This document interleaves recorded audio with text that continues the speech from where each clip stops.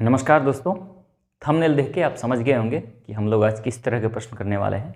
इस तरह के प्रश्न कई बार एग्जाम में पूछ लिए जाते हैं, इसलिए हम इसको करने का जो बेस्ट तरीका है उसको इस वीडियो में हम समझने वाले हैं। आइए फिर शुरू करते हैं वीडियो को।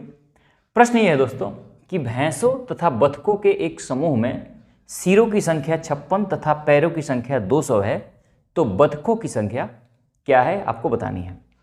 यानी कि क्या क्या दिया है, भैंस है, मैं यहाँ लिख लेता हूँ, भैंस है और बतख है। इनकी सिर की संख्या दी हुई है, सिर की संख्या जो दी हुई है वो दिया हुआ है 56 है, और इनके टोटल पैर की संख्या 200 दी गई है।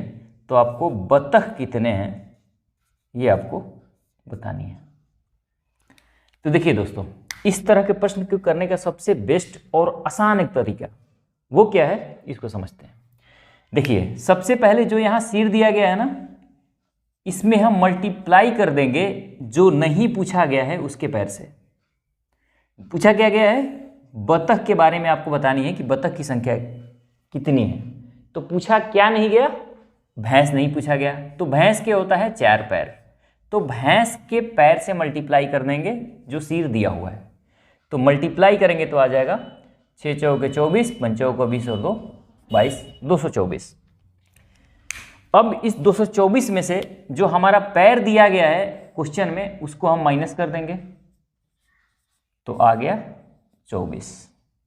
और इस 24 जो आया घटाने पर इसको 2 से भाग कर देंगे तो आपका आंसर आ जाएगा, यानी बतख की संख्या कितनी हो जाएगी, 12। बस इतना सा काम करना है आपको। इस तरह के प्रश्न जब भी पूछे तो आपको यही टेक्निक, यही तरीका आपको अपनानी है। क्या करना है एक बार फिर से समझिए। सिर की संख्या दी हुई होगी, पैर की संख्या दी हुई होगी, किसी भी एक चीज की बारे में आपसे पूछा गया होगा कि उसका संख्या क्या है। जो नहीं पूछा गया है उसके पैर से मल्टीप्लाई करना है जो दिया गया सिर है क्वेश्चन में। तो यहाँ क्वेश्चन में दिया गया 56 सिर, तो 56 में जो नहीं पूछा गया है उसके पैर से। पूछा गया है बतख, बतख के 2 पैर होते हैं। नहीं पूछा गया भैंस, तो भैंस के पैर से मल्टीप्लाई करना है। मल्टीप्लाई करने के बाद जो आएगा उसको माइनस कर देना है जो प्रश्न में पैर दिया गया है। तो मैं 224 से 200 को माइनस कर दिया, आ गया 24। और जो घटाने के बाद आएगा उसको 2 से भाग कर देना है, जो आएगा वही आपका आंसर होगा। एक प्रश्न और करते हैं, आसानी से फिर चीजें क्लियर हो जाएंगी। अगला प्रश्न है दोस्तों कि एक चिड़ियाघर में चूहे एवं कबूतर हैं।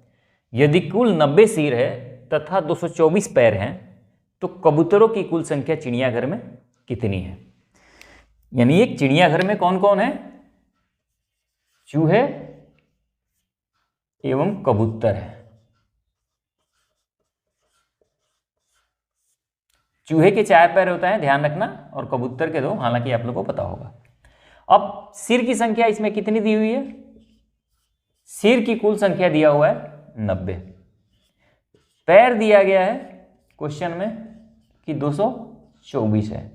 तो आपको बतानी है कि कबूतर कितने हैं चिड़ियाघर में। तो मैंने कहा कि जो नहीं पूछा गया है उसके पैर से आपको मल्टीप्लाई कर देना है सिर में। सिर है 90, इस 90 में मल्टीप्लाई किया गया है जो नहीं पूछा गया। पूछा क्या नहीं गया, चूहा, तो चूहा के 4 पैर, तो 4 से मल्टीप्लाई क्या आ गया, 360। इस 360 में से माइनस करेंगे जो हमारा पैर दिया गया है क्वेश्चन में। तो या इसमें से 224 माइनस करेंगे, ये आ गया 6, ये आ गया 3, ये आ गया 1। अब इसको क्या करेंगे, इसको 2 से भाग कर देना है। हर कंडीशन में आपको घटाने के बाद 2 से भाग करना है। जब कभी भी इस तरह के मैथ पूछे जाएं तो क्या आ गया, 2 छक्के 12, 2 आठे 16। यानी कबूतर की संख्या क्या आ गई, 68। यही हो गया आपका आंसर। क्लियर है मेरे प्यारे दोस्त। अगर ये अच्छा लग रहा हो तो वीडियो को लाइक कर दीजिए, अपने दोस्तों के पास शेयर कर दीजिए, और चैनल को सब्सक्राइब कर लीजिए, क्योंकि इस तरह के वीडियो आपको लगातार यहाँ मिलता रहेगा।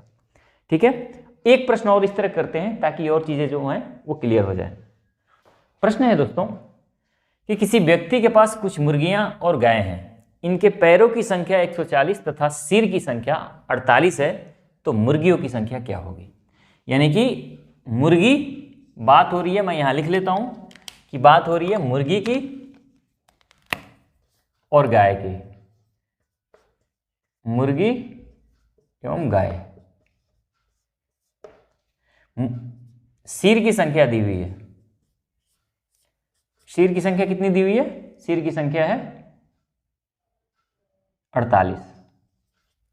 पैर की संख्या है 140। बताना क्या है कि मुर्गी कितनी है, मुर्गी कितनी है ये बतानी है उस व्यक्ति के पास। मैंने कहा कि जो नहीं पूछा गया उसमें मल्टीप्लाई करना है उसके पैर से। सिर की संख्या 48, 48 में जो नहीं पूछा गया है उसके पैर से। गाय नहीं पूछा गया तो गाय के 4 पैर, तो 4 से मल्टीप्लाई, ये आ गया 8 चौके 32, 4 चौके 16 और 3 19, 192। ये जो आया टोटल पैर, इसमें से जो हमारा पैर दिया गया है प्रश्न में उसको माइनस कर लेंगे, ये आ गया हमारा 52, 52। अब इस 52 को 2 से भाग कर देंगे, ये आ गया हमारा 26। अब 26 ही हो गया मुर्गी की संख्या, यही हो गया आंसर। तो मेरे दोस्त, अगर ये समझ आ गया हो और अच्छा लगा हो तो वीडियो को लाइक ज़रूर कर दीजिएगा, क्योंकि आपकी लाइक ही चैनल की रीच बढ़ाती है और ये हमें बहुत ही सहयोग करता है। तो देखने के लिए आपका धन्यवाद। मिलते हैं अगले वीडियो में, तब तक के लिए नमस्कार, जय हिंद।